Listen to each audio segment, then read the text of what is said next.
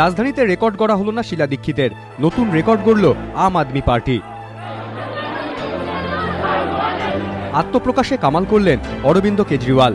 নয়াদিল্লি আসনে তার কাছে হারলেন 3 বারের মুখ্যমন্ত্রী শীলা দীক্ষিত। কিন্তু 15 বছর পর এবারও একক কৃতিত্বে ক্ষমতায় ফেরা হলো না বিজেপির। রাজধানী ত্রিশঙ্কু। 2008-এর বিধানসভা নির্বাচনে দিল্লিতে কংগ্রেস পেয়েছিল 43টি আসন, বিজেপি 23টি, বহুজন সমাজ পার্টি 2টি, নির্দল 1টি ও অন্যান্যরা 1টি। আর এবারের বিধানসভা ভোটে বিজেপি পেয়েছে 32টি আসন, কংগ্রেস মাত্র 8টি, আম আদমি পার্টি 28টি ও অন্যান্যরা 2টি।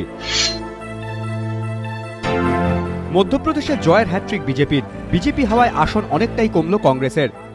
2008-এর বিধানসভা নির্বাচনে মধ্যপ্রদেশে বিজেপি পেয়েছিল 143টি আসন, কংগ্রেস 71টি আসন, বহুজন সমাজ পার্টি 7টি আসন, ভারতীয় জনশক্তি পার্টি 5টি আসন, নির্দল 3টি আসন এবং অন্যান্যরা পেয়েছিল 1টি আসন। এবারের ভোটে বিজেপি পেয়েছে 165টি আসন, কংগ্রেস 58টি আসন এবং অন্যান্যরা 7টি আসন।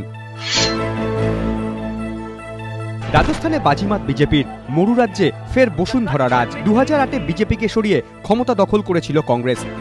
কংগ্রেস পেয়েছিল 96টি, বিজেপি 78টি, বিএসপি 6টি, সিপিএম 3টি, নির্দল 14টি এবং অন্যান্যরা 3টি। এবারে রাজস্থান বিধানসভা নির্বাচনে পালাবদল। বিজেপি পেয়েছে 162টি আসন, কংগ্রেস 21টি, অন্যান্য দলের দখলে 16টি।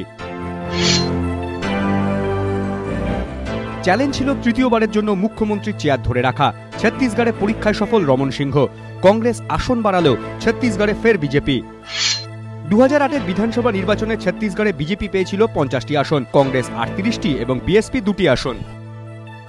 এবার বিজেপি পেয়েছে 49টি আসন, একটি আসন বাড়িয়েছে কংগ্রেস, পেয়েছে 39টি, অন্যান্যরা 2টি। কিন্তু কি হবে দিল্লিতে?